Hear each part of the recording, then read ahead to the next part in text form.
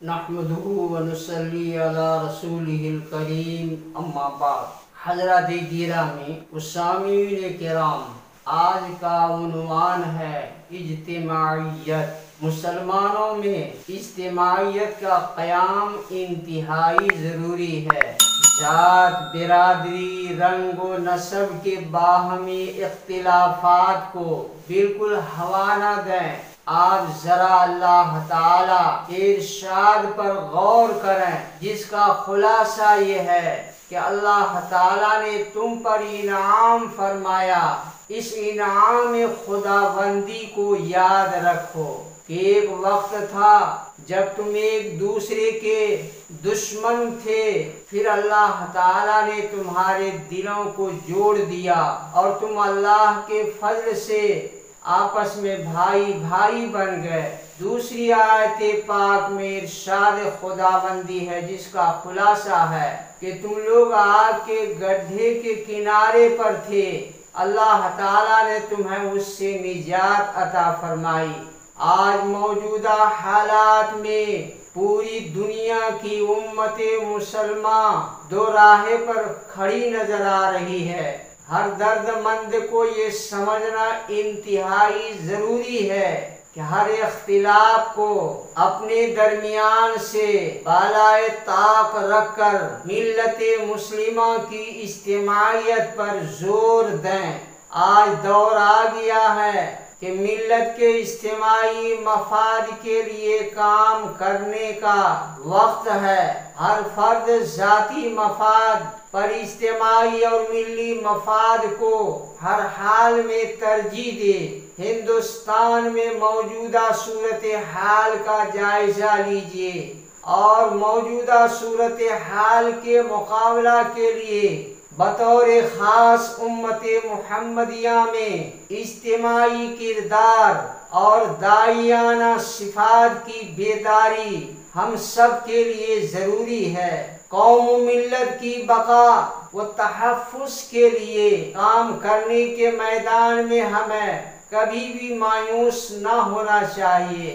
حالات کیسے ہی مخالف اور صورتحال کیسی ہی ناسازگار ہو، ہمیں اپنے مشن سے بالکل غافل نہیں رہنا چاہیے، بلکہ اپنی بقا و تحفظ کے لیے ٹھوس منصوبہ بندی کے ساتھ آگے بڑھتے رہنا چاہیے۔ حالات کسی کو بارے گنا کیوں نہ ہو، اس کے لیے مایوسی کی تشہیر نہ کرنے کی سوچیں۔ ازسر نو پھر سے ابھرنے کا حتی الامکان سامان فراہم کریں۔ اس امت کی سب سے بڑی کامیابی اتحاد و اجتماعیت اور شیرازہ بندی پر موقوف ہے، اور سب سے بڑی ناکامی اختلاف اور انتشار میں ہے۔ اجتماعیت سے پہلے کے لوگوں نے بڑے بڑے بار کا سر کیے ہیں۔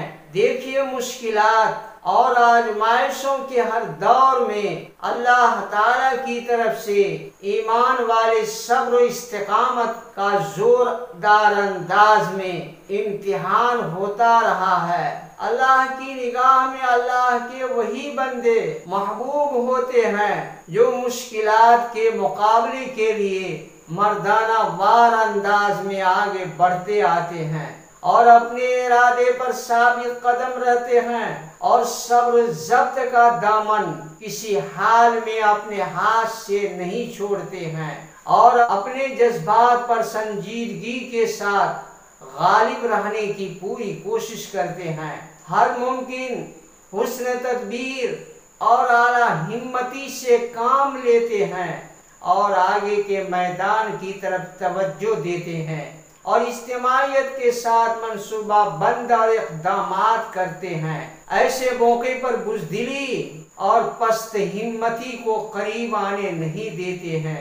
موجودہ حالات میں امت کے لیے میدان عمل میں کامیابی اور اپنے دشمنوں کو ناکام بنانے کا یہی بنیادی اہم نسخہ ہے، جس کا ارشاد قرآن و سنت کی تعلیمات میں اکثر موجود ہے۔ سورہ سجدہ کے اندر اللہ کا ارشاد ہے کہ اس شخص سے بہتر کس کی بات ہوگی جو اللہ کے بندوں کو اللہ کی طرف بلاتا ہو اور نیک عمل کرتا ہو اور یہ کہتا ہو کہ میں فرما برداروں میں شامل ہوں، لیکن راہ بہت زیادہ پرخطر ہے۔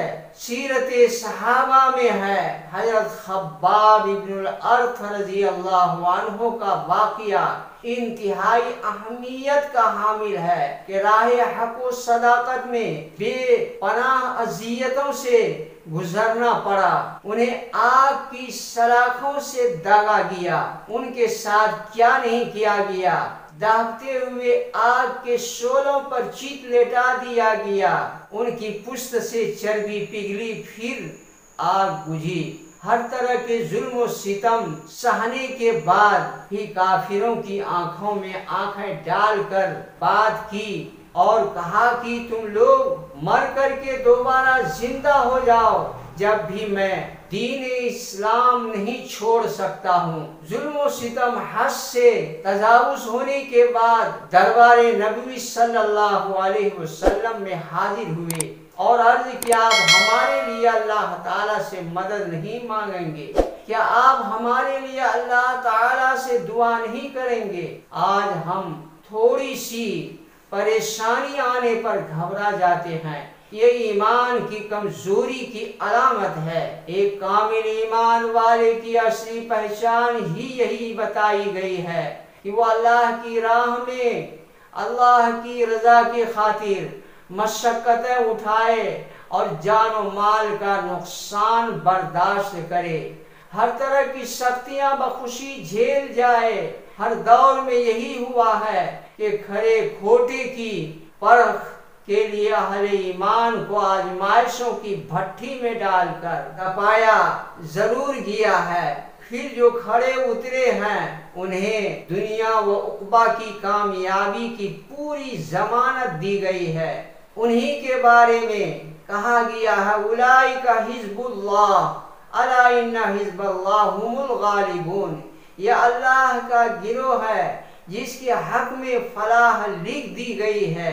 اس طرح مکی زندگی کے 13 سال اور مدنی زندگی میں فتح مکہ سے پہلے 8 سال مسائل مظلومیت اور آزمائش کے سال رہے ہیں۔ نبوی قافلے کو مختلف آزمائشوں سے گزارا گیا تاکہ ثابت قدم رہے اور قدم ڈگمگانے نہ دیا۔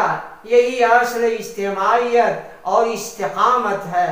اللہ رب العالمین ہم سب کو اجتماعیت کے ساتھ زندگی گزارنے کی توفیق عطا فرمائے۔ وما علینا الا البلاغ۔